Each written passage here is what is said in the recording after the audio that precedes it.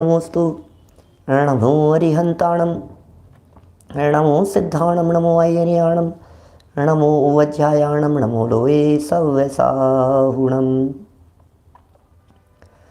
ओकारं बिन्दुसंयुक्तं नित्यं ध्यायन्ति योगिनः कामदं मोक्षदं चैव ओंकाराय अविरल शब्दघनोग प्रक्षालित सकलभूतलमलकलंका मुनिभिर्वादितीर्था सरस्वती हरतु दुरितान् अज्ञानतिमिरान्धानां ज्ञानाञ्जनशलाकया चक्षुरुन्मिलितं येन तस्मै श्रीगुरुवे नमः।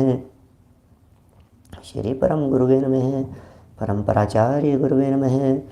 सकलकलुषविध्वंसकं श्रेयसां परिवर्धकं धर्म संबंधकं भव्य जीव मन प्रतिबोधकारकं पुण्य प्रकाशकं पाप प्रणाशकमिदं शास्त्रं श्री संयम प्रकाशनाम ध्येयम् हास्य मूल ग्रंथकर्तारे श्री सर्वज्ञ देवास्तदुत्तर ग्रंथकर्तारे श्री गणधर देवा प्रतिगणधर देवा तेषां वचनानुसारं साध्य आचार्य श्री कुंद कुंदामनाय आचार्य सूर्यसागरेण विरचितं श्रोतारः सावधानतया शृण्वन्तु। मंगलम भगवान वीरो मंगलम गौतमो गणी मंगलम कुंद कुंदाद्यो जैन धर्मोस्तु मंगलम सर्वमंगल मांगल्यम सर्वकल्याणकारिकम प्रधानम सर्वधर्माणां जैनम जयतु शासनम जैनम जयतु शासनम जैनम जयतु शासनम। संयम प्रकाश नाम का यह ग्रंथ और प्रसंग षट आवश्यकों के संदर्भ में जिसमें अपनी यहाँ चर्चा चल रही है स्वाध्याय के बारे में। देव पूजा की चर्चा हो गई, गुरु उपासना की चर्चा हो गई और आज चर्चा स्वाध्याय के संदर्भ में विशेष करनी है। स्वाध्याय शब्द की व्युत्पत्ति निरुक्ति से किए गए अर्थों की चर्चा भी हुई और सबके आधार पर यही घटित किया गया, यही सिद्ध किया गया कि जो स्वाध्याय है ये चारों अनुयोगों का पढ़ना और पढ़ाना है। स्वाध्याय में पढ़ने आदि की मुख्यता है और फिर विचार चिंतन जैसी बातों को भी इसमें शामिल किया गया। ये सब चर्चाएं हम पीछे कर चुके हैं और आज विशेष महत्व की चर्चा को हम यहाँ प्रारंभ कर रहे हैं। देखिए आप हेडिंग ही दिया है अलग से, पेज नंबर है 491, 491 नंबर का पेज है। स्वाध्याय की महत्ता, स्वाध्याय का महत्व। विनेयवद विनेत्रणामपि स्वाध्यायशालया, अनगार धर्मामृत 521 नंबर के पेज से इस पंक्ति को यहाँ उठाया गया है।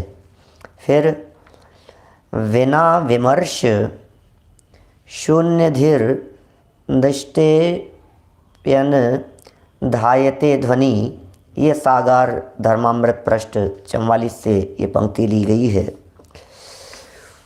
ये कह रहे हैं यहाँ पर स्वाध्याय करने से यथावत वस्तु के स्वरूप का ज्ञान होता है। आप देखिए स्वाध्याय करने से आपको क्या मिलेगा, स्वाध्याय करने से आपको मिलता क्या है ये बतलाइए। स्वाध्याय करने से आपको क्या लाभ होगा, स्वाध्याय से लाभ क्या है, स्वाध्याय का महत्व क्या है। ये स्वाध्याय का महत्व बतलाते हुए ये लिख रहे हैं यहाँ पर कि यथावत वस्तु के स्वरूप का ज्ञान होता है, वस्तु के स्वरूप का ज्ञान होता है और मानसिक व्यापार अशुभ प्रवृत्ति से हटकर शुभ प्रवृत्ति की ओर आकृष्ट होता है। आप मानते हैं कि नहीं इस बात को? ये कितना बड़ा लाभ है। पहले हमने एक स्वाध्याय से तत्काल प्रकट होने वाले लाभों की चर्चा की है आप लोगों के बीच में। स्वाध्याय से तत्काल प्रकट होने वाले लाभ और लाभों की वो जो चर्चा की उसमें हमने वस्तु स्वरूप का ज्ञान, माने लोकालोक के चराचर पदार्थ स्पष्ट दिखाई देने लगते हैं। यथार्थ वस्तु का ज्ञान होता है, स्वाध्याय से पता लगता है कि ये वस्तु क्या है। अरे जिसे मैं मोबाइल मान करके चल रहा था मुझे पता लगा कि ये मोबाइल नहीं है, ये मूल वस्तु नहीं है। जिसे मैं गाड़ी समझ रहा था वो गाड़ी नहीं है। जिसे मैं बंगला समझ रहा था वो बंगला नहीं है। जिसे मैं लैपटॉप समझ रहा हूं वो लैपटॉप नहीं है। मानेंगे आप इस चीज को? जिसे मैं टेबल समझ रहा हूं वो टेबल नहीं है। जैसे मैं पंखा समझ रहा हूं वो पंखा नहीं है। जैसे मैं कपड़े समझ रहा हूं वो कपड़े नहीं है। क्या बात क्या कर रहे हो? कहना क्या चाहते हो? यहां ये कह रहे हैं मूल वस्तु क्या है ये बताओ। तो पता लगता है मूल वस्तु कोई और नहीं है, मूल वस्तु तो पुद्गल है। ओ लो, मूल वस्तु पुद्गल है? हाँ जी, मूल वस्तु पुद्गल है। अरे ये पुद्गल जो मूल वस्तु है, बस समझ लीजिए जैसे ही मूल वस्तु का ज्ञान हुआ, अब पदार्थ को देख करके यदि आपको मूल वस्तु दिखाई दे रही है तो राग द्वेष खड़े नहीं होते। अरे पुद्गल है। विष्टा को देख करके द्वेष बुद्धि उत्पन्न होती है, अरति भाव उत्पन्न होता है, जुगुप्सा ग्लानि उत्पन्न होती है विष्टा को देख करके। और जगत के अच्छे पदार्थों को देख करके, भोज्य खाद्य प्रासुक पदार्थों को देख करके उनके प्रति रति भाव आता है, उन्हें भोगने का भाव आता है, उन्हें ग्रहण करने का भाव आता है, उनके संग्रह का भाव आता है, उन्हें सेवन करने का भाव आता है। क्यों? क्योंकि हम उसे अच्छा जान रहे हैं। उसके प्रति इतनी ग्लानि भाव क्यों थी? क्योंकि हमने उसको बुरा जान लिया। अब आचार्य देव कहना चाह रहे हैं स्वाध्याय करने से वस्तु का ज्ञान होता है, स्वाध्याय करने से यथावत वस्तु के स्वरूप का ज्ञान होता है। और जैसे ही वस्तु स्वरूप का ज्ञान होता है तो फिर इन्होंने भी लिखा है अपने जुगल किशोर जी मुख्तार साहब ने, वो क्या कह रहे हैं ये, वस्तु स्वरूप विचार खुशी से सब दुख संकट सहा करे। वस्तु स्वरूप विचार खुशी से, वस्तु स्वरूप का विचार जब होता है तो खुशी से सब दुख संकट, ये क्या होता है? वस्तु स्वरूप के विचार मात्र से और स्वाध्याय करने से वस्तु स्वरूप का पता लगता है। न राग खड़ा होता है न द्वेष खड़े होते हैं। राग और द्वेष दोनों ही मिट जाते हैं जब आप वस्तु स्वरूप का विचार करते हैं। जैसे ही वस्तु स्वरूप का विचार होता है राग द्वेष की वृत्ति मिट जाती है। जैसे ही वस्तु स्वरूप का विचार होता है तुरंत अंदर से ग्लानि का भाव मिट जाता है, द्वेष का भाव मिट जाता है, राग का भाव मिट जाता है।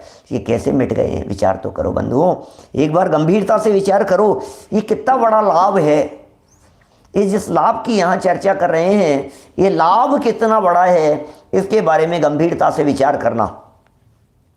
मानसिक व्यापार, अशुभ प्रवृत्ति से हटकर मानसिक व्यापार, मानसिक व्यापार, क्या मानसिक व्यापार अशुभ प्रवृत्ति से हटकर शुभ प्रवृत्ति की ओर आकृष्ट होता है।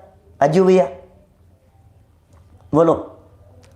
मानसिक व्यापार अशुभ प्रवृत्ति से हटकर शुभ प्रवृत्ति की ओर आकृष्ट होता है। इसका मतलब पाप से बचाने का काम कर रहा है स्वाध्याय, विषय कषाय से बचाने का काम कर रहा है, जगत की उलझनों से बचाने का काम कर रहा है, सारे तामझाम विषय कषाय प्रवृत्तियाँ खोटी उन सब से बचाने का काम कर रहा है, अशुभ से बचाने का काम कर रहा है। अशुभ से बचाने का मतलब समझते हैं? इसको थोड़ा सा मैं यदि आम भाषा में कहूँ तो मैं ये कह सकता हूँ, हमें नरक और निगोद में ले जाने से, त्रियंच में ले जाने से रोक रहा है स्वाध्याय। अशुभ से बचने का मतलब क्या है ये बता रहे हैं यहाँ। स्वाध्याय से मानसिक व्यापार मन का जो व्यापार चला करता था, ये मानसिक व्यापार अशुभ प्रवृत्ति से हटकर शुभ प्रवृत्ति की ओर आकृष्ट होता है। अशुभ प्रवृत्तियां मिट जाती हैं और शुभ प्रवृत्तियों की ओर आकृष्ट होते हैं। ये कैसे हो गए हैं शुभ की ओर आकृष्ट? ये कह रहे हैं यहाँ, अर्थात मन वश में हो जाता है। लोगों की समस्याएं यही होती है। गांव में लोगों की एक ही समस्या दिखाई देती है, पंडित जी क्या करें, माला फेरते हैं तो मन स्थिर नहीं रहता है, माला फेरते हैं तो मन इधर उधर दौड़ता रहता है, माला फेरते हैं तो इधर उधर मन भागता रहता है। ये लिखते हैं यहाँ पर, मन वश में हो जाता है। कैसे हो जाता है वश में मन? स्वाध्याय करने से। स्वाध्याय करने से उपयोग एकाग्र हो जाता है। स्वाध्याय करने से बातें समझ में आने लग जाती है। स्वाध्याय करने से माने उपयोग एकाग्र होने लगता है। स्वाध्याय करने से बातें समझ में आने लगती है। स्वाध्याय करने से विषय स्पष्ट होने लगता है। स्वाध्याय करने से उपयोग की एकाग्रता, मन की चित्त की एकाग्रता ये स्वाध्याय से बढ़ती है। यदि आपका मन एकाग्र नहीं होता हो तो आप स्वाध्याय कीजिए। आपका मन यदि बहुत चंचल रहता है तो स्वाध्याय कीजिए। आपके मन में बहुत चंचलता यदि दिखाई देती है, स्वाध्याय कीजिए, स्वाध्याय कीजिए, स्वाध्याय कीजिए। स्वाध्याय से मन शांत होता है, विचलित मन शांत हो जाता है, आकुलता मिट जाती है, टेंशन घबराहट सब चले जाती हैं। क्या हमारे चित्त में चलने वाली जितनी आकुलता व्याकुलता थी, ये सब आकुलता व्याकुलता मिट जाती है। कब मिट जाती है? जैसे ही स्वाध्याय किया जाता है। देखिए, स्वाध्याय के करने से, स्वाध्याय से मन वश हो जाता है। इतनी सुंदर लाइन है। मन वश में करना कितनी बड़ी चीज़ है। एड़ी से चोटी तक का जोर लगा, मन वश में नहीं हो रहा है, मन वश में नहीं हो रहा है। मन कैसे वश में होगा? मन कैसे वश में होगा?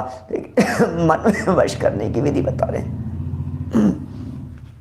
आत्मा में से राग द्वेष दूर होकर आत्मा विशुद्ध हो जाता है।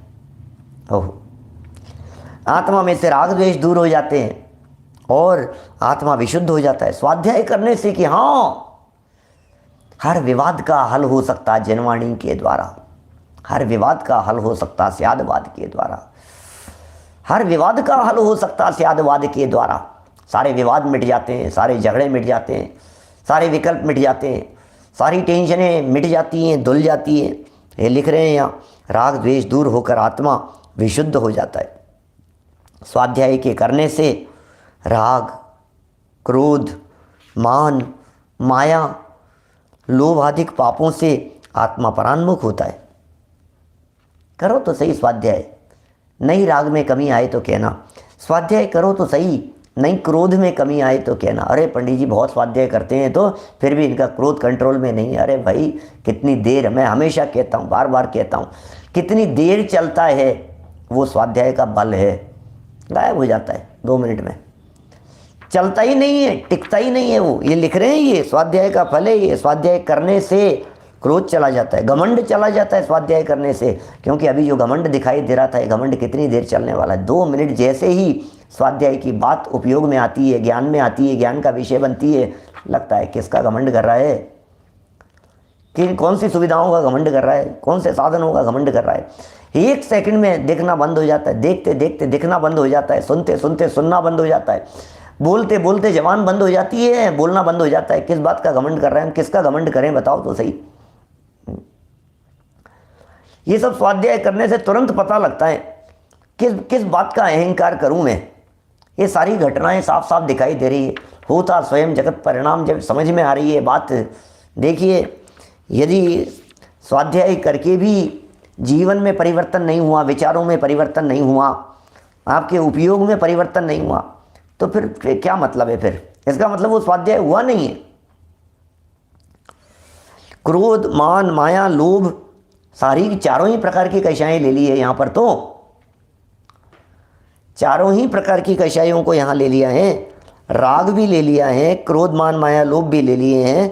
द्वेष तो बहुत दूर ही चला गया था, द्वेष की बात तो ऊपर ही कह दी थी। आत्मा में से राग द्वेष दूर होकर आत्मा विशुद्ध हो जाता है। इसका अर्थ कोई व्यक्ति ऐसा नहीं समझ लेवे कि स्वाध्याय करने से ये यहाँ भी वीतरागता की बात कर रहे हैं।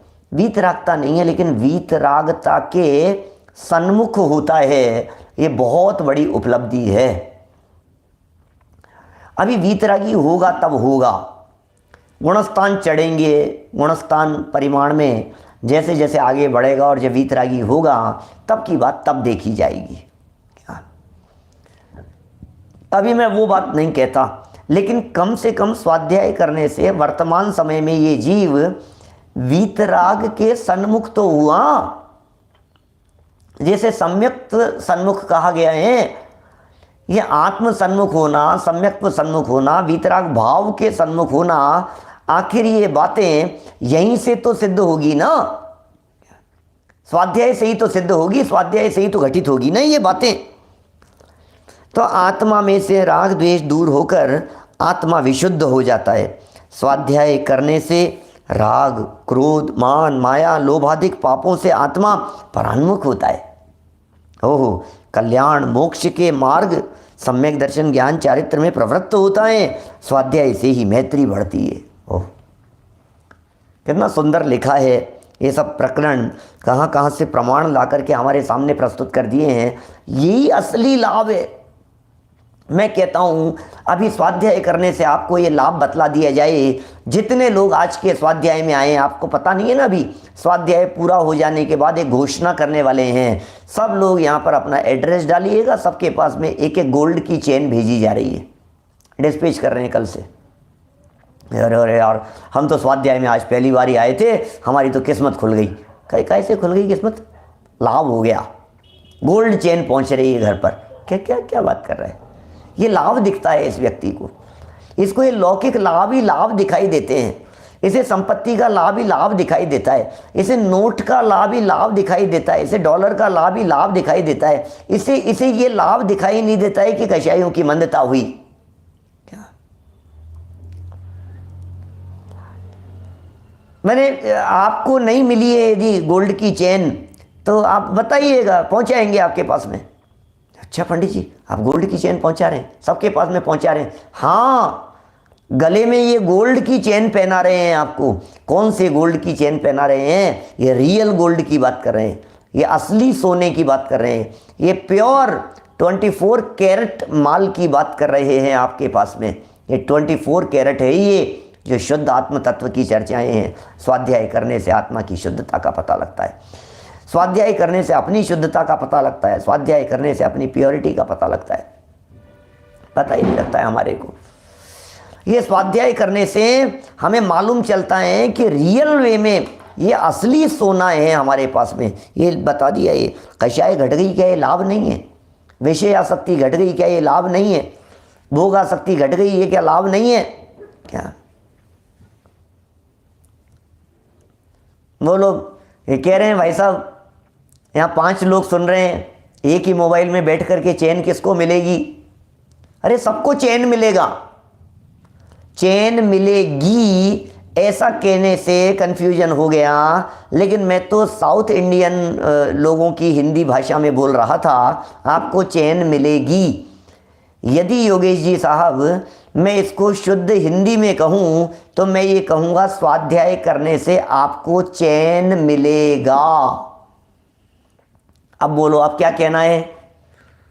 चैन मिलेगा। चैन मिलेगा, चैन मिलेगा कि नहीं मिलेगा? बोलो। चैन मिल रहा है हमारे को। स्वाध्याय करने वालों को चैन मिलता है, स्वाध्याय करने वालों को राहत मिलता है, स्वाध्याय करने वालों को शांति मिलती है, स्वाध्याय करने वालों को निराकुलता मिलती है। अब ये चैन का मतलब ही आप लोग सब गलत समझ गए। चैन भेजी जाएगी, सब चैन मिलेगा सब। अरे सबके पास में चैन है, लेकिन ये चैन स्वाध्याय से पता लगता है भाई। जिसके जीवन में स्वाध्याय है उसके जीवन में चैन है, बाकी तो सब बेचैन हैं।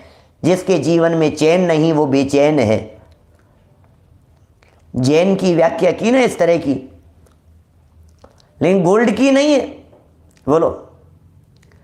अरे जिसको चैन मिल गया, अब वो कहता है मेरे तो यही सोना है। जब अब गोल्ड और क्या होता है? आप कौन से गोल्ड की बात कर रहे हैं?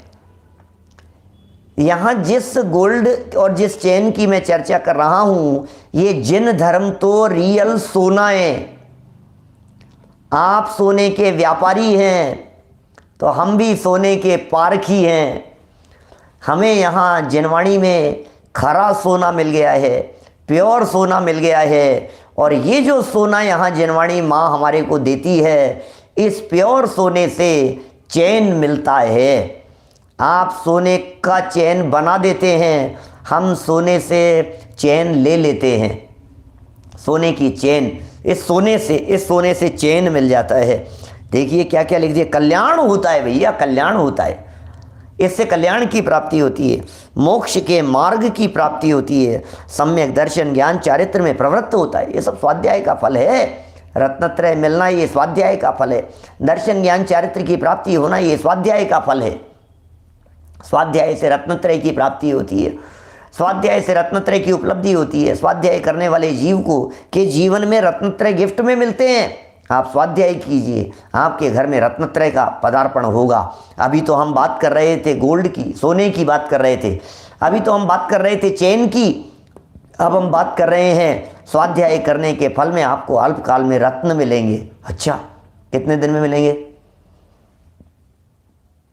स्वाध्याय करने वालों को रत्न मिलते हैं। रत्न मिलते हैं कि हाँ जी रत्न मिलते हैं। कि कौन सा रत्न मिलता है? सम्यक दर्शन, सम्यक ज्ञान, सम्यक चारित्र, इन्हें त्रिरत्न कहते हैं। ये रत्न मिलते हैं, दर्शन ज्ञान चारित्र रूपी रत्न मिलते हैं। ये स्वाध्याय का महत्व है। इसलिए स्वाध्याय से ही मैत्री बढ़ती है, स्वाध्याय से मैत्री भी बढ़ती है, स्वाध्याय से मित्रता भी बढ़ती है। क्योंकि द्वेष का भाव चला जाता है, विद्वेष का भाव चला जाता है, नाराजगी का भाव चला जाता है। ये इसका कितना बड़ा फल है। स्वाध्याय से मैत्री बढ़ती है। कहाँ कहाँ तक बतलाएं? देखिए आगे बढ़ते हैं थोड़ा सा और। ये क्या लिख रहे हैं? ये मैत्री बढ़ती है। इसके बाद पेज नंबर 492 पर बात कहते हैं, जेण तच्चम वियुज्यज जेण चित्तम विसज्जति जेण अत्ता विसुज्यज तम्णाणम जेण साणने जेण रागा विरज्यज जेण रेसेरा सुरज्यति जेण मित्ति पमाविज तम्णाणम जेण सासणे। मूलाचार की ये गाथाएं थी जिसमें पंचाचार अधिकार की 70 और 71 नंबर की गाथाएं यहाँ प्रस्तुत कर दी गई। भावार्थ है इसका, स्वाध्याय करने से तर्क शक्ति, बुद्धि की प्रकर्षता, परमागम की स्थिति, इंद्रियादिक का दमन, कषायों पर विजय, उत्तम तप की वृद्धि, संवेग, धर्म, धर्म के फल में अनुराग, वस्तु का यथार्थ ज्ञान एवं निर्णय, दर्शन की शुद्धि, व्रताधिक में अतिचारों का अभाव, परवादियों के पराभव का कौशल और जैन धर्म की प्रभाव न करने की शक्ति आदि सद्गुणों का विकास। क्या कितने कितने गजब गजब की बात कह दी है। एक एक वाक्य ऐसा है, डूब डूब करके रस ले ले करके इन शब्दों को पढ़ो। जैसे 32 नंबर की कलश में समय सार को रस ले ले करके पढ़ रहे हैं। कितना सुंदर कलश है वो। ऐसे ही कहते हैं स्वाध्याय करने से तर्क शक्ति बढ़ती है। अरे गजब हो गया, तर्क शक्ति बढ़ती है। आप यदि बच्चों के जीवन में, बच्चों के व्यक्तित्व विकास में तर्क शक्ति बढ़ाना चाहते हैं, उनके व्यक्तित्व विकास करना चाहते हैं, तो बच्चों को स्वाध्याय की राह बतलाइए, बच्चों को स्वाध्याय की दिशा से जोड़िए। बच्चे यदि स्वाध्यायी होंगे, बच्चे यदि अभ्यासी होंगे, बच्चे यदि स्वाध्याय करेंगे, बच्चे यदि जिन वचनों को पढ़ेंगे, बच्चे यदि शास्त्रों को पढ़ेंगे, इन पंक्तियों को पढ़ेंगे, तो आप ये निश्चित मान करके चलिए उनकी बुद्धि कुशाग्र होती चली जाएगी, स्वयं में भी हो जाएगी। ज्ञानावर्णी कर्म के बादल चढ़ते हैं भाई साहब। स्वाध्याय इसका मतलब पहले कभी ज्ञानावर्णी कर्म कैसे बंधा था? स्वाध्याय की विराग, अरे क्या करना है, अरे बेकार की चीज़ है, अरे कौन पढ़ेगा, मुझे नहीं पढ़ना, बेकार है स्वाध्याय, स्वाध्याय का नाम मत लेना मेरे सामने। इस तरह के खोटे परिणाम करने से पहले ज्ञानावर्णी कर्म तीव्र हुआ था, बुद्धि मंद थी। आज अवसर मिला है जनवाणी का बहुमान करने का, आज अवसर मिला है जनवाणी का सम्मान करने का, आज अवसर मिला है स्वाध्याय करने का। बच्चों को लगाओ सत्य पथ पर, लगाओ सत्य मार्ग पर, लगाओ सच्चे रास्ते पर लगाओ। यदि जन जन हम सब मिलकर के यदि बच्चों को सच्चे पथ और सच्चे मार्ग पर लगाएंगे तो कह रहे हैं उनकी तर्क शक्ति बढ़ेगी, बुद्धि की प्रकर्षता होगी। ये बुद्धि का विकास कैसे हो गया? ये कैसे इतनी बुद्धि का विकास हो गया?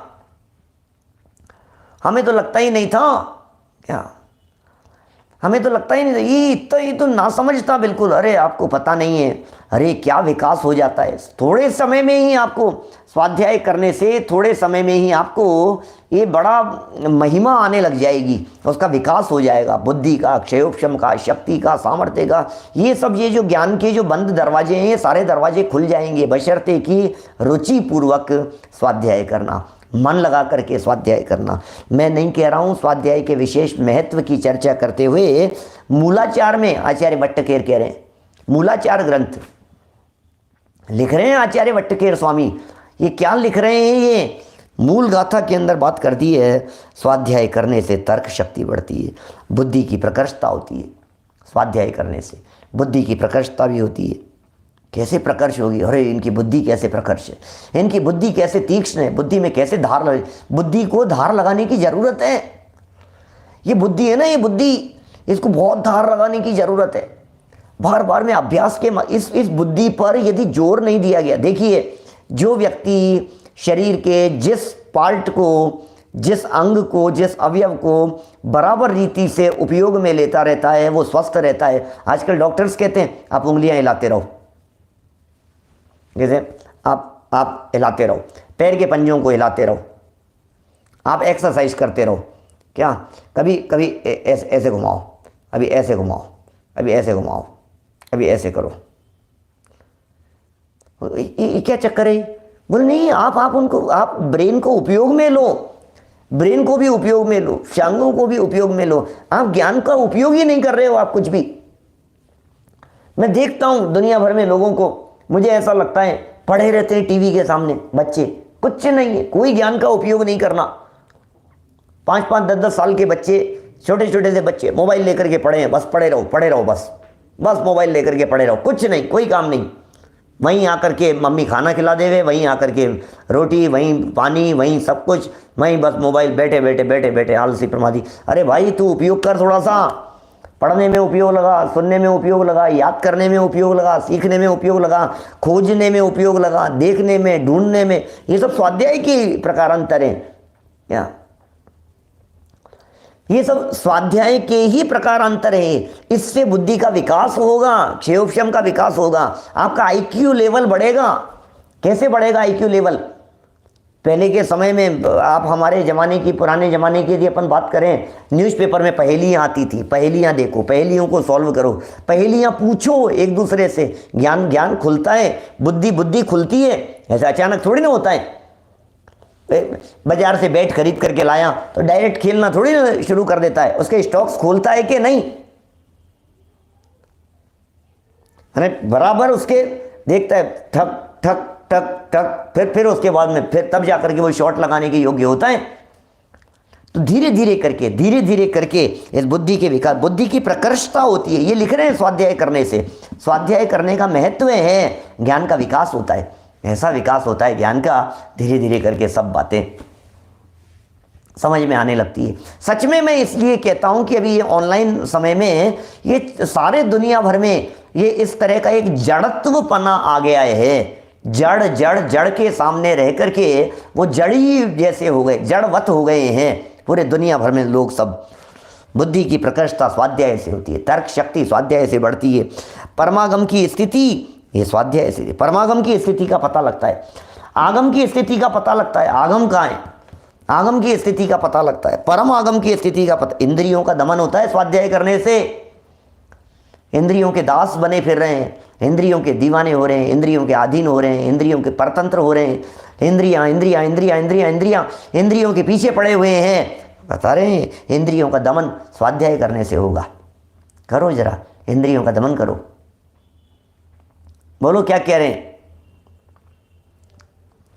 ये इंद्रियों का दमन, सिर्फ इंद्रियों का दमन, इतना ही नहीं, कषायों पर विजय कैसे प्राप्त कर ली भाई साहब? ज्यों ज्यों स्वाध्याय बढ़ता चला जाएगा त्यों त्यों कषायों पर विजय प्राप्त होती चली जाएगी। इंद्रियों का दमन माने विषयासक्ति कम होती है, ये इंद्रियों का दमन है। कषायों पर विजय, ओहो, ज्यों ज्यों जिनवाणी की चर्चाएं पढ़ता है, सुनता है, अभ्यास करता है, ज्यों ज्यों अभ्यास करता है, कषायों पर विजय प्राप्त हो जाती है, विजय प्राप्त कर लेता है कषायों के ऊपर, घमंड को जीत लेता है, निरभिमानी हो जाता है, मायाचारी चले जाती है, लोभ लालच कम होने लगता है, क्रोध तुरंत मिटने लगता है, कषायों के ऊपर कंट्रोल करने लगता है कि जो कषायें आज तक हमारा कंट्रोल कर रही थी, अब हम कषायों का कंट्रोल करने लगे हैं। ये सब लाभ कषायों पर विजय है। उत्तम तप की वृद्धि होती है। उत्तम तप, स्वाध्याय भी तप है, उत्तम तप की वृद्धि करें। स्वाध्याय करने से उत्तम तप की वृद्धि नहीं होगी क्या?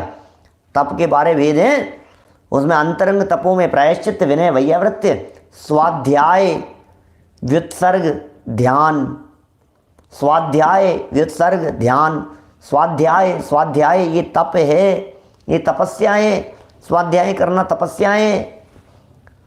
कोई व्यक्ति हमारा परिचय देते हुए यदि ये बात कहे, अरे संजीव जी तो बहुत तपस्वी हैं, अब तपस्वी हैं, तो एकदम सामने वाला चौंक जाता है, तपस्वी है, हाँ लग तो रहा है शरीर सूख रहा है इनका, तपस्या करते होंगे बहुत ज़्यादा व्रत उपवास करते होंगे, बहुत तपस्वी हैं भाई साहब।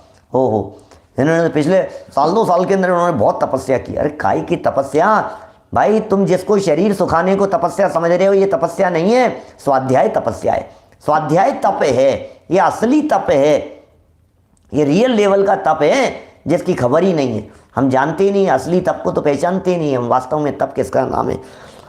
ये उत्तम तप की वृद्धि हुई स्वाध्याय करने से, असली तप की वृद्धि हुई है। फिर संवेग होता है। संवेग क्या चीज़ होती है? संसार, शरीर और भोगों से विरक्ति को संवेग कहते हैं। संसार से विरक्ति हो गई, शरीर से विरक्ति हो गई, भोगों से विरक्ति हो गई। संसार, शरीर और भोगों से जब विरक्त हो जाता है ये जीव, तो उस विरक्ति को ही संवेग कहते हैं। और धर्म के फल में अनुराग, धर्म की बात करो, धर्म के फल में अनुराग की बात करो।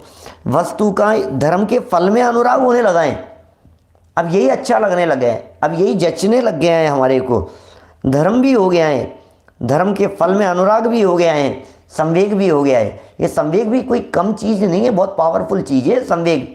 जो जो दुनिया दिखती है, दुनिया का स्वरूप दिखता है, संवेग भाव जागृत होता है। तो जगत काय स्वभाव वा संवेग, जगत काय स्वभाव वा संवेग। जगत का स्वरूप देखो, काय का स्वरूप देखो, जगत के काय के इन स्वरूप को देख देख करके क्या हो गया है, संवेग भाव होता है। वैराग्यार्थम, वैराग्य प्रकट होने लगता है। शरीर की स्थिति को देख करके अरे बिगड़नी है भाई साहब, अरे बिगड़नी है, कोई बात नहीं, बिगड़ रही है तो बिगड़ेगी, बिगड़नी है तो बिगड़ेगी। कौन उसे टालने में समर्थ है? बिगड़ती हुई स्थिति को कौन बदलने में समर्थ है? ये लिख रहे हैं अनुराग, धर्म के फल में अनुराग। वस्तु का यथार्थ ज्ञान स्वाध्याय से होता है। ऊपर भी पढ़ा था अपन ने, वस्तु के स्वरूप का यथार्थ ज्ञान होता है, वस्तु के स्वरूप का ज्ञान होता है, यथावत ज्ञान होता है। और यहाँ भी ये लिख रहे हैं यथार्थ ज्ञान होता है, वस्तु का यथार्थ ज्ञान होता है। वस्तु का यथार्थ ज्ञान करें, वस्तु के यथार्थ ज्ञान की तरफ उपयोग लगाएं, वस्तु के यथार्थ ज्ञान को देखने का प्रयत्न करें। क्या है आखिर ये वस्तु का यथार्थ ज्ञान? कैसा है वस्तु का यथार्थ ज्ञान?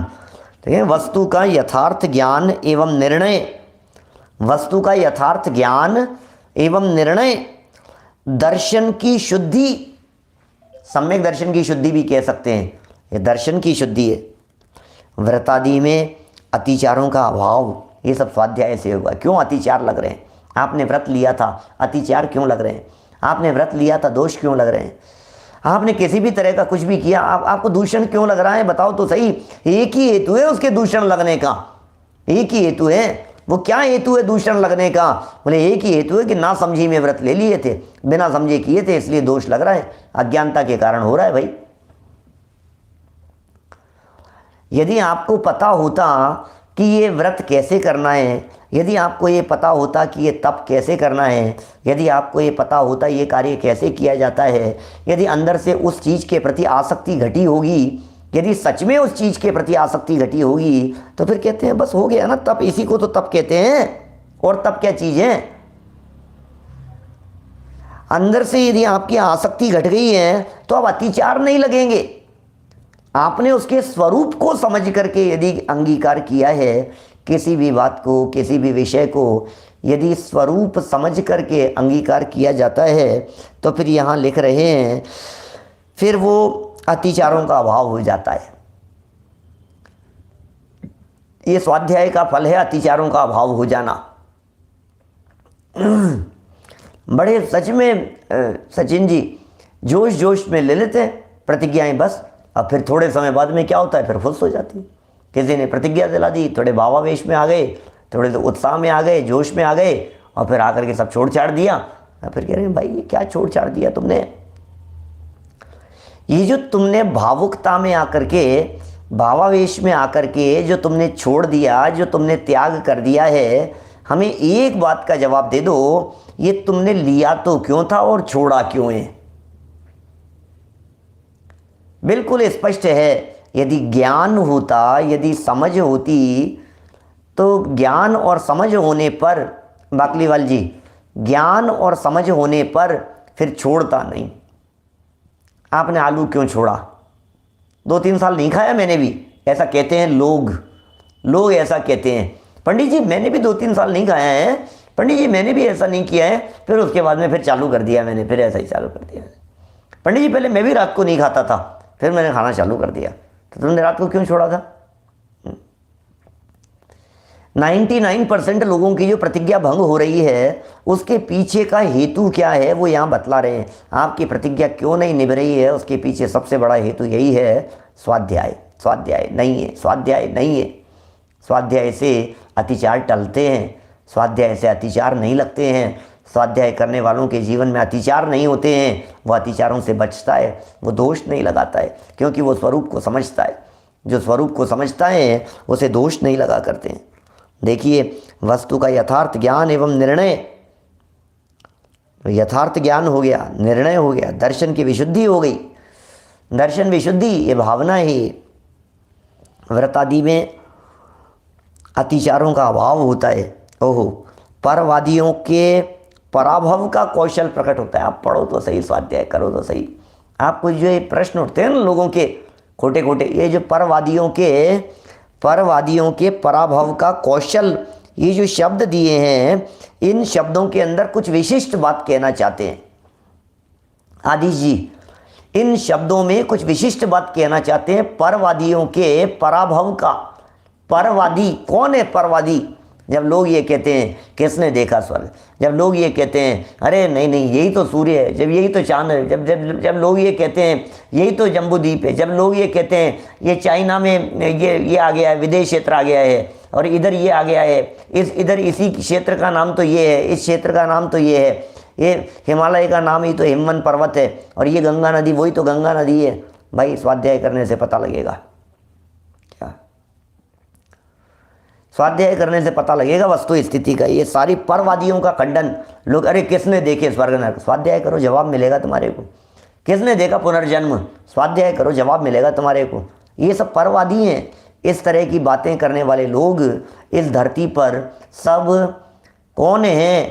परवादी हैं। सारे लोग इस तरह की बातें करने वाले मिल जाएंगे, घर घर में इस तरह की चर्चाएं करने वाले मिल जाएंगे। जवाब क्या देंगे उल्लास भाई? जवाब क्या है आपके पास में? आप कितना भी जवाब दीजिए समाधान नहीं मिलेगा। आप तो उन्हें कहिए, आप तो स्वाध्याय कीजिए, आपको सब जवाब मिलेगा। आप तो जिनवाणी का अध्ययन कीजिए, आपको सारी बातों का जवाब मिलेगा। आप तो मोक्ष मार्ग प्रकाशक का आद्योपांत अध्ययन कीजिए, आपको बराबर सब बातों का जवाब मिलेगा। मेरे साथ ही ऐसा क्यों हो रहा है? आप स्वाध्याय कीजिए, आपको जवाब मिलेगा। हर प्रश्न का जवाब है स्वाध्याय में, हर समस्या का समाधान है स्वाध्याय में, हर समस्या का समाधान है स्वाध्याय में। स्वाध्याय करो तो सही, आपको कैसे नहीं मिलेगा? हर जगह स्वाध्याय में समाधान है, समाधान है, समाधान है, और बस सिर्फ और सिर्फ समाधान है। आप तलाशेंगे तो आपको समाधान मिलेगा, और आप नहीं तलाशेंगे, आप स्वाध्याय करेंगे ही नहीं तो समाधान कहाँ से मिलेगा? पता है क्या करते हैं लोग प्रश्न तो करते हैं, स्वाध्याय नहीं करना चाहते। लोग प्रश्न तो करते हैं, और प्रश्न किससे पूछते हैं? ग्वालियर गए, सुनील जी भाई साहब से पूछ लिया, भाई साहब इसका जवाब दो, अब भाई साहब ने जवाब भी दे दिया। अब इसने भाई ने स्वाध्याय तो किया नहीं था, सुन ली बात, जच नहीं रही है मेरे को, नहीं जचती है मेरे को। उन्होंने समझाने की कोशिश भी नहीं समझ में आती है। किसी के समझाने से 2 मिनट मान भी गए, फिर नहीं मानता है। क्या करें? किसी के समझाने की ज़रूरत ही नहीं है, हम ये कह रहे हैं। आप किस से जाकर के पूछेंगे? कौन कौन समझाएगा आपको? कितने लोगों से समाधान प्राप्त करेंगे, और कितने प्रश्नों का समाधान आप इधर उधर तलाशेंगे? सब क्वेश्चंस के आंसर मिलते हैं, सब क्वेश्चन के आंसर मिले स्वाध्याय से। आप कीजिए, आपको अपने आप ही जवाब मिलने लग जाएंगे। ऐसा क्यों हो गया, बाढ़ क्यों आ गई, भूकंप क्यों आ गया, ऐसा क्यों हो गया, ऐसा क्यों हो गया, सब प्रश्नों के समाधान मिलते हैं। जरूर मिलेंगे आपको ये सारे समाधान। इतना सुंदर बात कही है, परवादियों के पराभव का कौशल आप में आ जाता है, अपने आप ही जवाब देना भी आ जाता है। स्वाध्याय करने से पराभव हो जाता है। वो परवादियों की जितनी भी बातें थी वे सब पराभव हो जाती है। उसका कौशल आप में प्रकट होता है, उसका कौशल प्रकट होता है। और जैन धर्म की प्रभावना करने की शक्ति और आदि सद्गुणों का विकास होता है। आप में इस तरह की शक्ति आ जाएगी, आप में इस तरह के सद्गुणों का विकास हो जाएगा कि आप जैन धर्म की, जैन परंपरा की बातों का प्रचार प्रसार कर सकें। भैया, किसी को समझाने के पहले खुद समझा जाता है, औरों को समझाने के पहले खुद समझा जाता है। दूसरों को मत समझाओ, पहले खुद तो समझो। अभी समस्या दूसरों को समझाने की नहीं है, समस्या स्वयं को समझने की है।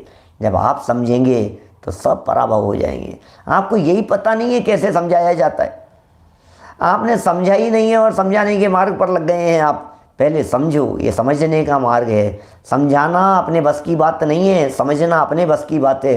कारण बतलाऊं मैं आपको, बहुत आध्यात्मिक हेतु देता हूं मैं आपको। कुंदकुंदाचार्य देव की शरण में ले जा करके बात कर सकता हूं मैं आपको। जनवाणी माँ के सच्चे सपूत हैं आप। मैं आपको ये कह सकता हूँ, समझना आपके बस की बात है, समझाना आपके बस की बात नहीं है। समझना क्यों बस की बात है? जितेंद्र जी ध्यान देना, क्या कहना चाह रहा हूँ, कुछ विशेष बात कहना चाह रहा हूँ। समझना आपके बस की बात है क्योंकि समझना ज्ञान में होता है। समझाना आपके बस की बात नहीं है क्योंकि समझाना वाणी से होता है। सन्मति जी, समझाना अपने बस की बात नहीं है क्योंकि समझाना वाणी से होता है। वाणी पुद्गल है, वाणी भाषा वर्गणा का काम है, हम समझा नहीं सकते। समझाना पुद्गल का काम है। राजकुमार जी अजमेरा साहब, समझाना पुद्गल का काम है और समझना ज्ञान का काम है। समझना मेरी क्रिया है, इसलिए मैं समझ तो सकता हूँ लेकिन मैं समझा नहीं सकता हूँ। समझो समझो, स्वाध्याय से समझ बढ़ती है। समझाएंगे कैसे भाई साहब, हम समझाएंगे कैसे? समझा दिए, मैं समझा दूंगा तो समझाएगा कैसे? जो भाषा निकलनी होगी वही तो निकलेगी, जो वाणी निकलनी होगी वही तो निकलेगी। तुम कितने भी प्रयत्न कर लो, ऐसा करने से ऐसा हो जाएगा, ऐसा करने से ऐसा हो जाएगा, ऐसा हो जाएगा, कुछ नहीं होगा। मैं इस तरह से समझाऊंगा, इतने तर्क दूंगा, ये करूंगा, कुछ नहीं है। इसलिए समझा नहीं सकते, हम समझ सकते हैं। हमें समझना है, हमें समझाना नहीं है। हम समझाने के प्रयत्न में लगे हुए हैं। देखिए, आप समझने वाले अपनी योग्यता से समझते हैं, अपनी पात्रता से समझते हैं। भाई मोक्ष ऐसा ही है, स्वरूप ही बड़ा गजब का है।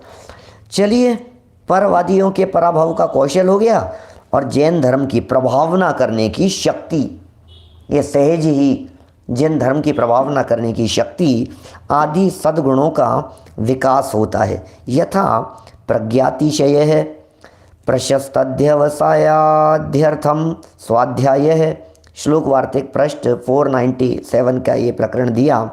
राजवार्तिक का भाष्य पृष्ठ 347 से यहाँ प्रस्तुत किया। प्रज्ञातिशय है, प्रशस्तध्यवसाय है, प्रवचन स्थिति, संशयोच्छेद है, परवादी शंका भाव है, परम संवेग है, तपो वृद्धि रतिचार विशुद्धि रित्येव माध्यर्थ है, स्वाध्यायो निष्ठेय है।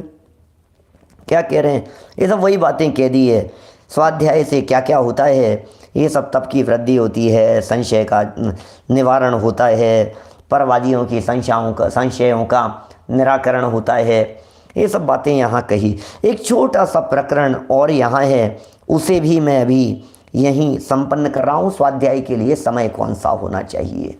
एक छोटा सा एक प्रकरण है 2-4 लाइन का, इसे पूरा करें, फिर कल स्वाध्याय के भेदों की तरफ अपन लोग आगे बढ़ेंगे। स्वाध्याय का समय बताओ भाई साहब, स्वाध्याय का क्या समय रखें? बोलो भरतेश जी, नागपुर से क्या समय रखें स्वाध्याय का? बोलो साहब, लिख रहे हैं स्वाध्याय का समय 492 नंबर पेज पर नीचे दिया है। स्वाध्याय के नियत काल गोसर्ग काल, माने दोपहर के 2 घड़ी के पीछे तथा संध्या के 2 घड़ी पहले, ये स्वाध्याय का काल है। गोसर्ग काल संध्या के 2 घड़ी पहले तक क्या, अथवा संध्या के 2 घड़ी पीछे और अर्धरात्रि के 2 घड़ी पहले, विरात्रि काल अर्धरात्रि के 2 घड़ी पीछे और प्रातः काल के 2 घड़ी पहले, ये 3 काल हैं। ये क्या कहना चाह रहे हैं? इन्होंने यहाँ स्वाध्याय के काल के संदर्भ में कह दिया, एक प्रातः काल है, एक दोपहर काल है, एक मध्य रात्रि का काल है। ये सब जो संधि काल जितने भी होते हैं उन संधि कालों को यहाँ ले लिया। और संधि काल में संक्रमण बहुत होता है, संधि काल में जीवों की उत्पत्ति ज़्यादा होती है। जैसे संध्या का काल होता है ना, सूर्य अस्त हो रहा है, इधर से सनलाइट जा रही है, तो इधर से क्या होता है, जो दिन की रोशनी में, सूर्य की रोशनी में जो जीव थे वे तिलमिला रहे हैं क्योंकि सूर्य का प्रकाश जा रहा है।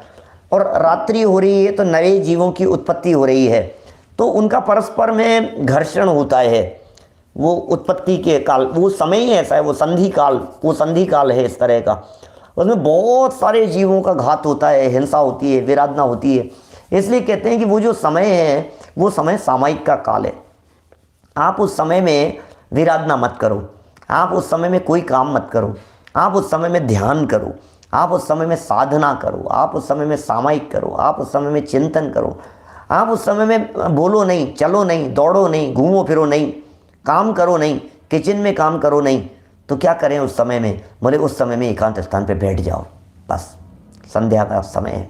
संध्या के समय में सो नहीं, संध्या के समय में पसरो नहीं, लेटो नहीं संध्या के समय में। तो क्या करें, उस संधि काल के समय में आप बैठिए, यहाँ ध्यान कीजिए, वस्तु स्वरूप का विचार कीजिए। संध्या के समय में विचार कीजिए, संधि काल है ये। मध्य रात्रि संधि काल के में भी ऐसा ही है। संधि काल में नहीं करना स्वाध्याय, संधि काल को छोड़ करके स्वाध्याय करना। दोपहर के संधि काल को छोड़ करके स्वाध्याय करना। प्रातः काल के क्यों फिर संधि काल में क्या करें? बोले संधि काल के अंदर अध्ययन नहीं, संधि काल में चिंतन किया जाता है, उस समय चिंतन करो। उस संधि काल को दिव्य ध्वनि का काल भी कहा जाता है। बोले दिव्य ध्वनि का काल है वो, क्योंकि यहाँ जो संधि का काल है वो उस समय पर वहाँ दूसरा काल है विदेश क्षेत्र में। तो यहाँ जो संधि काल है उस समय में वो तीर्थंकरों की दिव्य ध्वनि का काल घटित होता है उस समय में। तो वो सामायिक, उस समय में दिव्य ध्वनि भी नहीं गिरती है। तो ये सब जो बातें हैं ना, ये उस तरह से लगाएंगे तो अलग समय निकलेगा, वो अलग तरह की कैलकुलेशन बन जाएगी। लेकिन स्वाध्याय का समय क्या होना चाहिए, तो ये कह रहे हैं थोड़ा सा योग्य रीति से काल का निर्धारण करके भी पढ़ना सुनना चाहिए। कालाचार के प्रकरण में इस तरह की बातें पीछे कही गई थी, विचार कीजिएगा। और काल के संदर्भ में, योग्य द्रव्य क्षेत्र काल भाव आदि के संदर्भ में तो सब बातें घटित होती है, सिद्ध होती है, ख्याल में आती है। तर्क युक्ति से ये सारी बातें जचती है कि भाई हाँ स्वाध्याय करें। और क्योंकि क्या होगा, पढ़ते रहते हैं। अरे थोड़ा बहुत तो समय ऐसा निकलना चाहिए जिसमें समय हमने नक्की कर दिया। देखिए, आपसे यदि मैं पूछूं आपके टाइम टेबल के बारे में, तो आपके टाइम टेबल में, आपके शेड्यूल में प्रवचन सुनने का तो शेड्यूल होगा, नक्की होगा। सुबह 9:20 पर सुनते हैं साहब, शाम को 8 बजे सुनते हैं साहब, दिन में 4 बजे चलता है तो वो सुनते हैं, 3:30 चलता है तो वो सुन लेते हैं। अभी आपने समय बतला दिया। स्वाध्याय के लिए पूछा आपसे, आपने स्वाध्याय के लिए भी बता दिया। पंडित जी इतने बजे हम स्वाध्याय करते हैं, इतने बजे उठ करके स्वाध्याय करते हैं, फिर इतने बजे हम स्वाध्याय करते हैं, फिर इतने बजे हम स्वाध्याय करते हैं। ग्रंथ लेकर के बैठते हैं हम, व्यक्तिगत स्वाध्याय करते हैं, वो भी आपने बतला दिया। मुझे ये बतलाइए, आपने सुनने और स्वाध्याय की बात तो कह दी, आपने चिंतन के लिए समय कहाँ निकाला? तो बोले टाइम शेड्यूल के अंदर ये डाल दिया कि बोले ये जो समय है, ये समय विशेष रूप से विचार चिंतन का समय है। ऐसा है, इस समय में आप विचार करो, इस समय में आप चिंतन करो, बस। तो सबके सब समय नक्की है, लेकिन एक जो विचार और चिंतन के लिए समय नहीं निकल पा रहा था, उस समय को यहाँ निकालने के लिए ये विशेष बात कही है। स्वाध्याय का समय हेडिंग छोटा सा था, और उसके लिए यहाँ मूलाचार की एक गाथा को भी प्रस्तुत कर दिया है, जो पंचाचार अधिकार 73 नंबर की गाथा यहाँ कही है। इसी बात को सिद्ध करने के लिए, इसी बात को घटित करने के लिए मैं पढ़ देता हूँ। देखो ये क्या कह रहे हैं, पादोसी वेरत्य गोसज्ञ काल में वज्ञहिता उभये कालम निपुणो सज्जाओ होदिकायवो। कुछ जिज्ञासा ऐसी लग रही है तो फिर साहब क्या करें साहब, हमें तो समय यही मिलता है। तो कोई बात नहीं, अब तुम्हें यही समय मिलता है तो इस समय पढ़ो, हम मना नहीं करेंगे। लेकिन उत्तम कार्य छोड़ करके हीन कार्य की तरफ नहीं बढ़ना, हीन कार्य छोड़ करके उत्तम कार्य की तरफ बढ़ना, हमेशा इस फॉर्मूले को ध्यान रखना। पंडित प्रवर टोडरमल जी साहब ने कहा है, ऊंचा काम छोड़ करके नीचा नहीं करना तो उल्टा नीचे गिरेगा, तेरे लिए तो ये बात है नहीं। उपदेश तो ऊंचा चढ़ने के लिए दिया जाता है, बात तो उत्तम से उत्तम ही कही जाती है, ऊपर चढ़ने के लिए उपदेश दिया जा रहा है।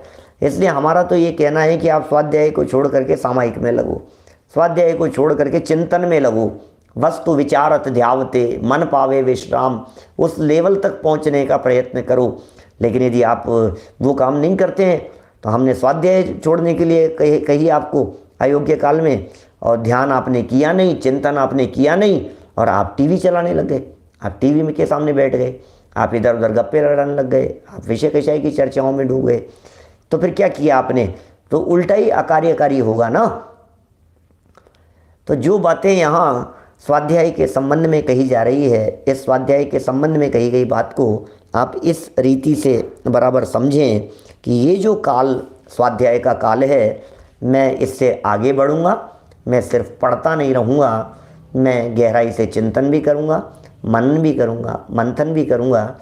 जो बातें हमने स्वाध्याय में सुनी हैं उन बातों को मैं तत्व की गहराई में उतरकर समझने का, हृदय की गहराइयों में उतारने का प्रयत्न करूँगा। जनवाणी में कही गई इन बातों को मैं आत्मसात करने का प्रयत्न करूँगा। ये सब बातें यहाँ कह दी गई है। और फिर आगे अब स्वाध्याय के भेद और उनके स्वरूप संबंधी एक सुंदर प्रकरण यहाँ से नवीन शुरू हो रहा है। आपने नाम तो सुने ही होंगे, वाचना आदि क्या होते हैं स्वाध्याय के, वाचना, प्रचना, अनुप्रेक्षा, आमनाय, धर्मोपदेश। तो इन सब भेदों की चर्चा, भेदों के स्वरूप की चर्चा, कुछ विशेष आगम प्रमाणों से और कुछ जो बात होगी वो सब कल यथावत रीति से पढ़ेंगे।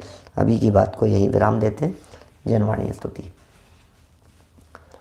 जावाणी के ज्ञान ते सूझे लोकालोक, सोवाणी मस्तक नमू सदा देत हूँ ढोक, सदा देत हूँ ढोक। नमो सिद्धांत नमो अमोल।